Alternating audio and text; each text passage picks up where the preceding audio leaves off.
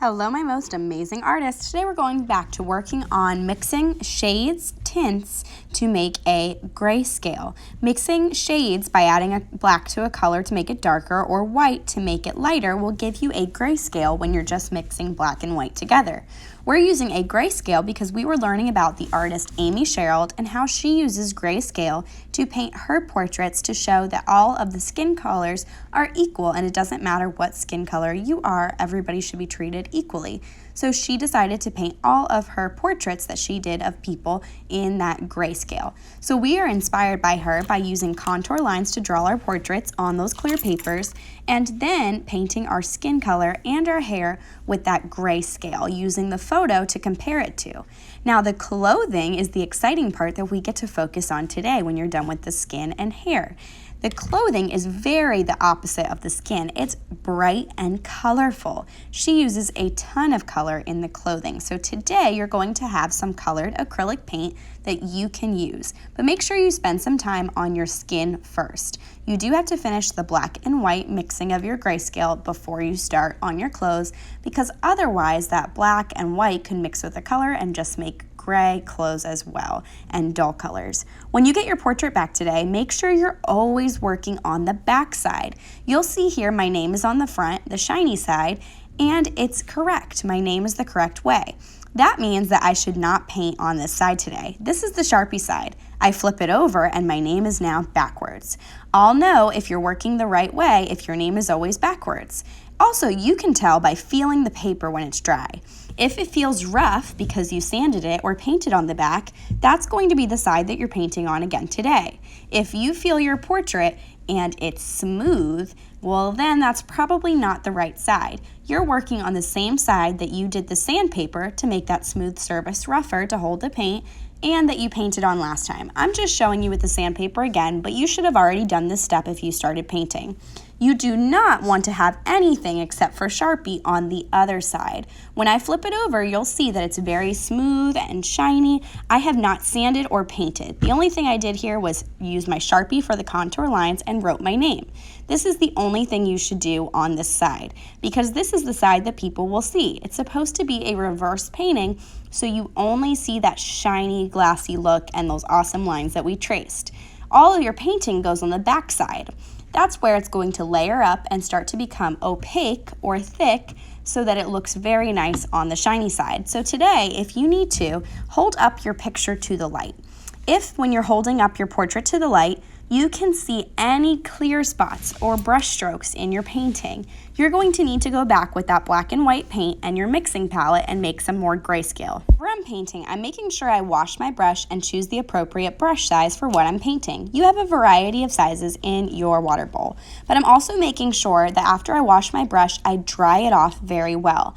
If your paint is too watery, it's not going to work. This is acrylic paint and we don't want it to be watery on your clear paper because otherwise it'll just drip right off and slide. That's not what we want, so make sure you have a dry brush. Then I'm going to start using my mixing palette to mix a little bit of white with black to try to get my grayscale that's in my picture. That's why I have my picture on my table so I can compare it and see which parts of my face are lighter and which are darker. The lightest parts of your face, if you were smiling, should have been your teeth and your eyes. That would be the white of the eyes, and then the inside, the iris, would be the darker part. So I recommended starting with white for the teeth and the eyes because whatever you lay down first, it's what's going to show. You should also have a little bit of a highlight on your forehead and your nose, maybe on your cheeks too.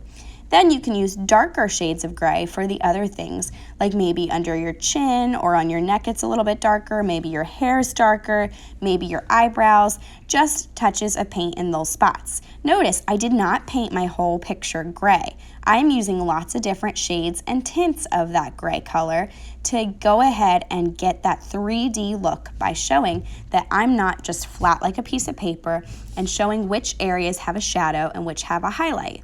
I'm going to show you painting your eyes and your teeth first with that white because even if it doesn't look good on this side, when I flip it around, this is what's going to matter.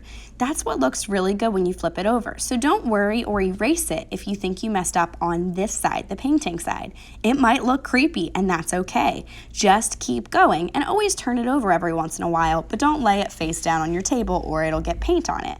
Now watch, after I painted that white spot, if it dries a little bit, I don't have to worry about painting around it. I can go right over top of it, and it's not going to matter. Even if I erased my eyes or just painted over them right now, it's not like it's going to show on the other side because that white paint was laid down first, and I can still see it. So even though I'm layering it up, I can still see.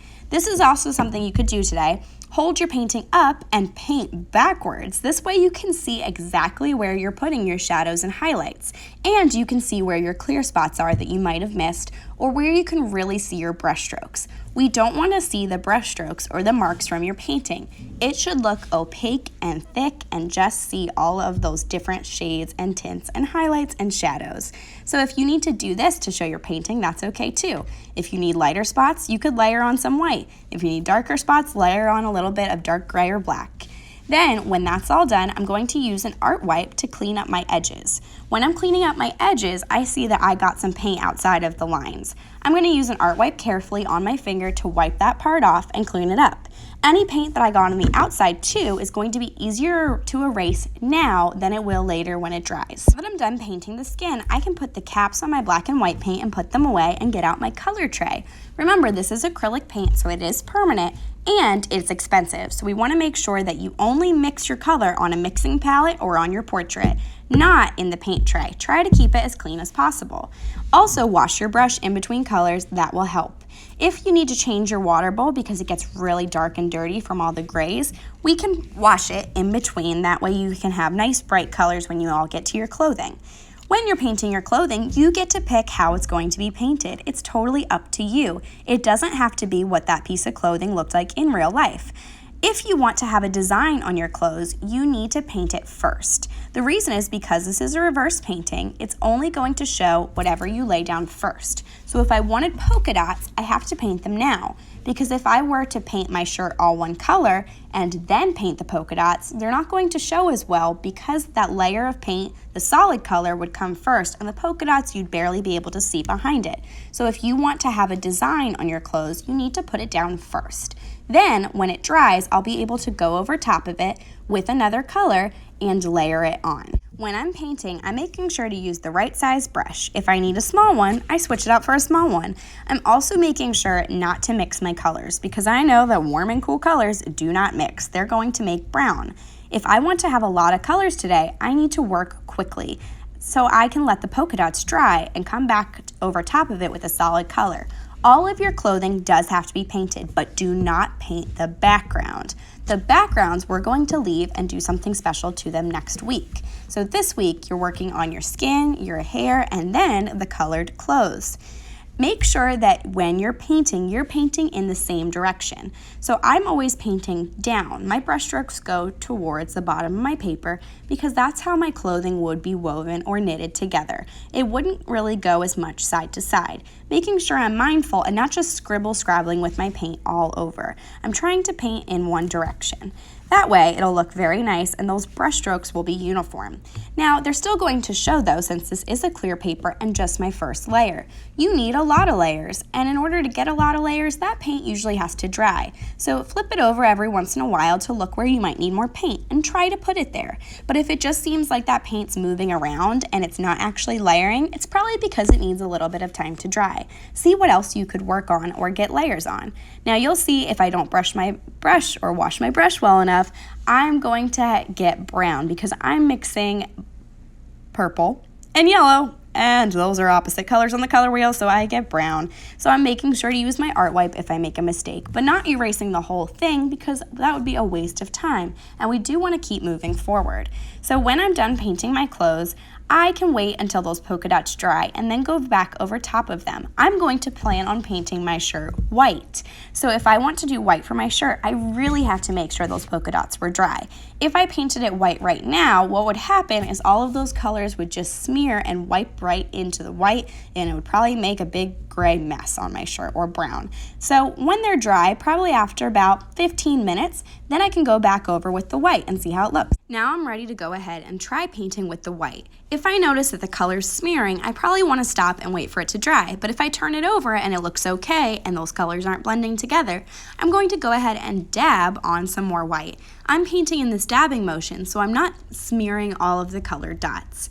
This way, I know that the paint's getting on there, but I'm not going ahead and doing a brush stroke down and having streaks of polka dots instead of those dots. Now I can see where I still have clear spots and need to paint in. Maybe I'll even try that technique where I paint it up and pick it up and paint backwards.